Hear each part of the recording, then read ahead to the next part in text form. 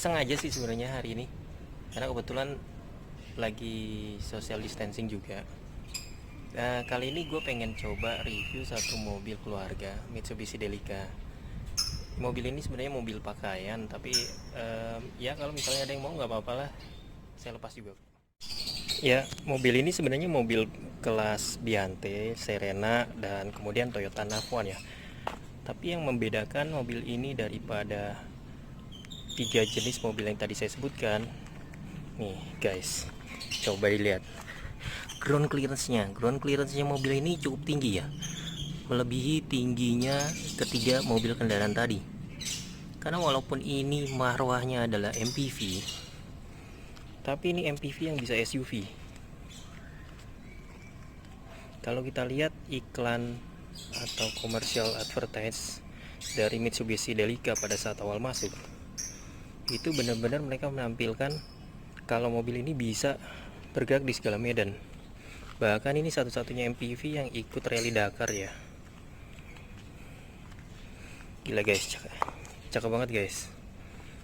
Kalau bisa kalian bandingkan ini dengan Alphard sekalipun, ini masih lebih ganteng kalau menurut saya. Mobil ini berpenumpang 7 seater ya, 3 di bagian belakang, 2 di bagian tengah, dan 2 lagi di bagian depan.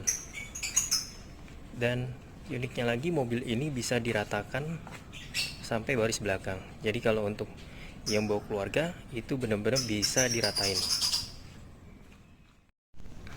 Mobil ini sebenarnya pada saat muncul di Indonesia sebenarnya sudah cukup telat, karena di negara asalnya sendiri ini mulai diterbitkan atau di launching itu sejak tahun 2007. Namun fitur-fitur yang dibawa oleh kendaraan ini sih cukup bagus ya. Dan dari segi bentuk memang agak sedikit kaku, tapi menurut saya sih ganteng. Ya bahkan si Gofar Hilman aja beli ya, sekut katanya.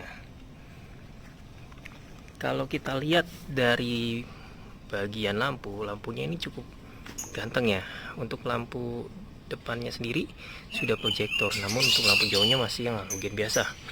Tapi uniknya dan tidak ada di kendaraan sekarang juga, itu adalah pada saat kita belok kiri atau belok kanan, lampu di bagian ini nih akan nyala. Ini cukup bantu kita apabila kita sedang mengemudi pada malam hari dan pada saat belok kiri dan belok kanan itu minim cahaya. Jadi ini bisa sangat membantu. Untuk fog lamp sendiri dia kelasnya sama dengan yang Outlander dan Pajero punya ya. Di sini kita lihat grillnya sendiri, grillnya mirip Hammer ya, ala-ala Hammer lah. Tapi ini manis loh. Kalau sekarang kan Suzuki yang ngikut yang ala-ala Hammer ya. Suzuki Jimny itu juga pakai model yang seperti ini, palang 5 ya. Tapi ini ganteng sih. Dan dia juga punya garis lekukan yang mempertegas aksen dari crossovernya. Padahal ini mobil MPV punya. Aksennya sendiri silver. Ini seperti saya bilang, di sebelah kanan kiri juga sama ya. Untuk lampu spion sendiri dia sudah ada lampu sen, tapi kalau misalnya kita nyalakan ya, ini dia akan membuka atau menutup otomatis. Ini adalah kuncinya sendiri itu di bagian kanan dan kiri ini untuk posisi membuka itu belakang.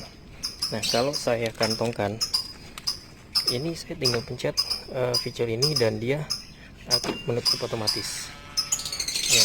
Terus kemudian kalau misalnya saya pencet lagi, nah ini akan posisi membuka. Di kunci ini pun kita bisa membuka pintu bagian tengah atau sliding doornya. Saya coba ya. Ya seperti ini kalau misalnya kita coba untuk buka. Dan memang mobil ini cukup lega ya. Seperti saya bilang, untuk baris belakang itu bisa kita rebahkan atau tiduran sampai benar-benar menyerupai spring bed ya. Jadi ini pakaian anak saya, dan kebetulan anak saya masih kecil, jadi bisa tiduran sampai belakang. Oke, sebelum membahas bagian dalam, kita bahas bagian luar dulu saja. Oke.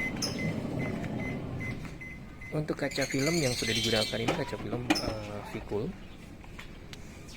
Terus kemudian dari tangki pembuka bensinnya sendiri ini berada di sebelah kiri, dan tuasnya ada di bagian dalam ya.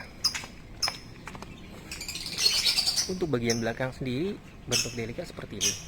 Memang seperti mobil kotak pada umumnya, tapi ini cukup ganteng loh. Kalau dibandingkan sama Toyota Nav, ini lebih bagus kalau menurut saya. Dia ada aksen Delica, huruf Delica itu besar sekali. Dan biasanya kan kalau kendaraan-kendaraan ada ini apa, automatic atau tipe-tipe dan yang lainnya, G, X dan E.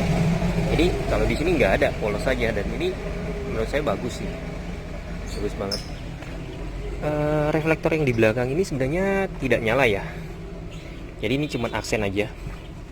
Terus kemudian di sininya juga sebenarnya masih lampu biasa, bolam biasa. Ya di sininya sudah LED tapi. Oke. Untuk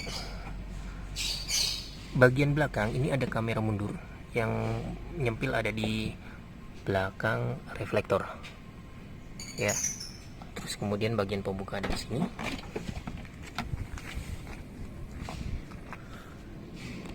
Oke, untuk kapasitas bagasi sendiri ini cukup lebar, bahkan kalau misalnya ini saya angkat, koper besar itu cukup bisa masuk ya.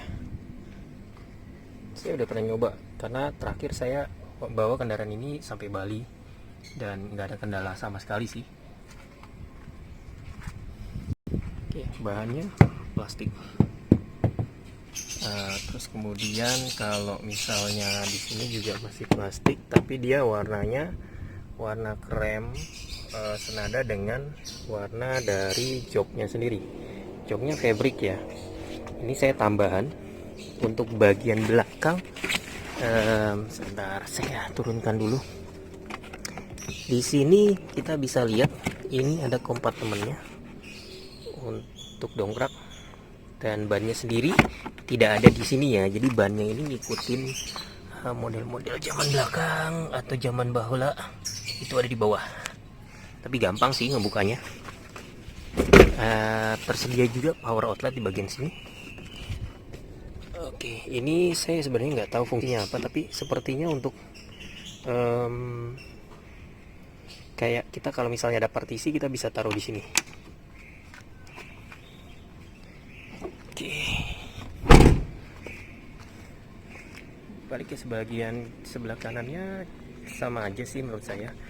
Dan ini yang tadi saya bilang, sebenarnya aslinya adalah ring 16 225 60, tapi ini saya pakai yang agak lebih tinggi, 225 garing 70 ya. Dan memang ini sebenarnya masih cukup jauh nih antara fender dengan bannya. Jadi kalau mau di lebih besar lagi atau lebih tinggi lagi itu masih bisa masuk ya. Peleknya sendiri palang 5, dan ini standar dari Delica ya, nggak cukup bagus-bagus amat, tapi ini cukup lah. Oke, kita masuk ke bagian dalam. Bagian dalam dari Mitsubishi Delica itu memiliki kesan macho, karena mobil ini sebenarnya perpaduan antara SUV dan MPV. Seperti saya bilang, mobil ini marwahnya pernah dipakai dalam rally Dakar, dan itu cukup sukses karena memiliki stabilan yang cukup bagus. Untuk bagian samping dari pintu sendiri, di sini ada aksen fabriknya, terdapat aksen chrome untuk membuka pintu, dan ini sebenarnya auto locknya ini manual ya. Jadi kalaupun kita jalan itu dia tidak langsung auto lock, jadi kita harus mengunci secara manual. Di sini juga ada pengunci power window. Power windownya autonya di sebagian kanan, Dan dia ada kompartemen untuk taruh barang, ya mungkin barang-barang kecil seperti saya taruh kertas ini, terus kemudian kartu nama ini bisa di sini juga, atau handphone mungkin bisa juga. Ya, di sini adalah cup holder, dan ini juga tempat untuk menyimpan barang. Ada lampu. Terus kemudian kita beralih ke bagian sebelah kanannya ini sendiri. Ini ada pembuka pintu bagasi bagian kanan dan kiri. Jadi nggak ada tuh sejarahnya yang kayak Honda Freed, dia cuma ada satu atau nggak ada. Ini ada dua-duanya. Ya, mirip-mirip Serena, Toyota Nav dan Marbiante. Ya. Untuk di sini juga dia udah retractable mirror dan electric mirror. Terus kemudian untuk tombol pembuka bensin ada di sebelah kanan. Ini untuk pembuka kap depan. Dan ini saya udah tambahkan dengan karpet mie ya. Untuk joknya sendiri masih manual, tapi dia bisa diatur ketinggiannya, naik turun. Dan di sini untuk maju mundur. Kemudian dia sudah ada armrest juga. Armrest di sisi driver dan penumpang sudah ada. Untuk kemudinya ini sebenarnya mirip yang digunakan oleh Pajero di zaman lama ya, atau Pajero dulu. Tapi di sini cuma ada cruise control aja, dan tombol audionya belum ada. Di sini cruise controlnya juga bisa diatur.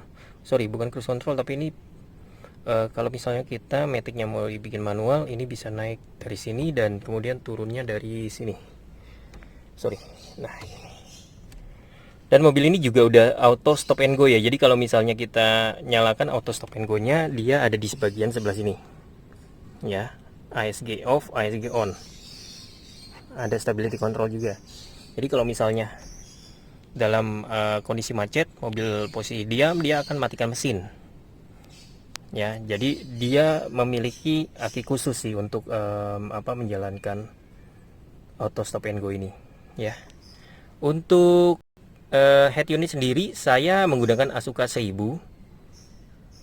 Ini aftermarket ya, karena aslinya sendiri masih ada. Jadi ini Android, dan kenapa saya pakai karena saya butuh untuk Google Maps, dan ini cukup mudah pakai ini.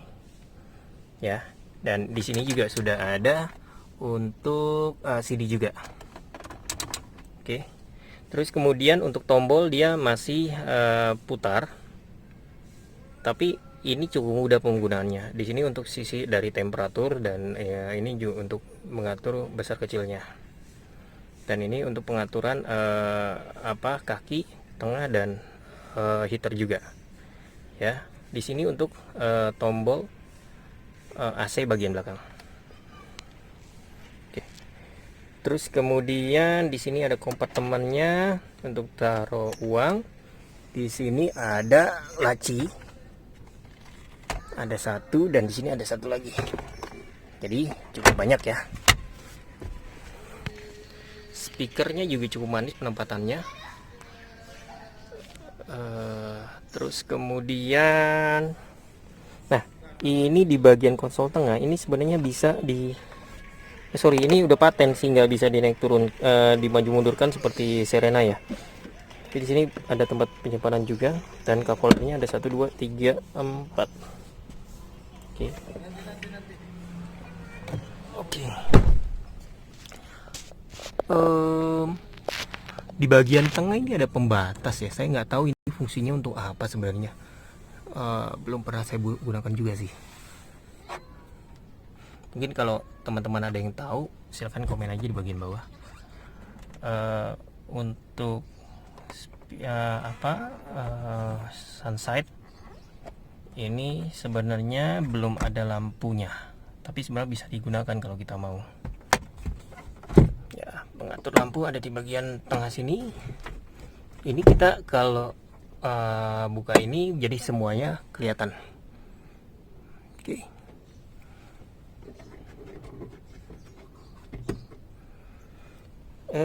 Sorry, satu lagi, ternyata di sini ada cup holder juga. Jadi cup holdernya cukup banyak. Ini ada 2, 4, 4, 5, 6, 7, sama 8 di bagian ini ya, driver. Jadi ada 8 dan ini cukup banyak. Dan di sini juga ada penyimpanan lagi. Ini ada penyimpanan lagi. Dan unik di sini ada lampu loh.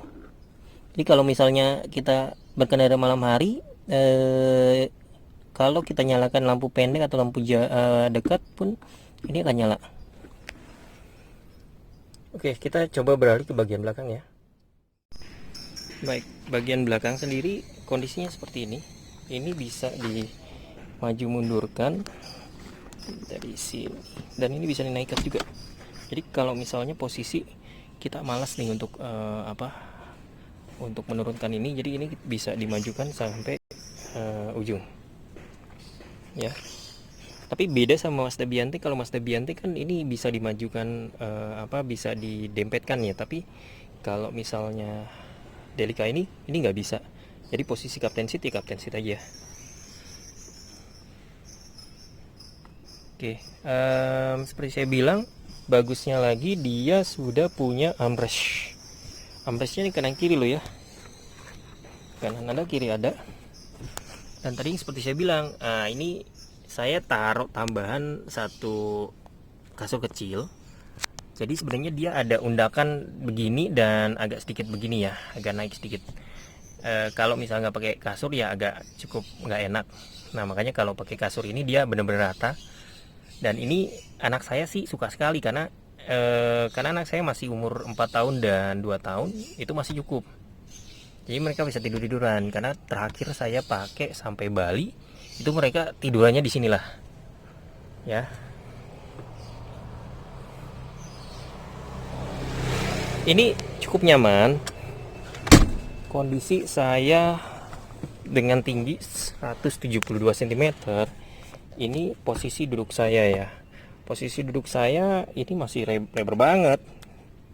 Dan ini posisi sebenarnya jok belakang ini saya benar-benar majuin karena untuk supaya bisa nutup bagasi. Jadi kondisi begini aja udah nyaman banget, dan ini cukup bagus dan cukup enak, masih bisa dimajukan lagi. Oke.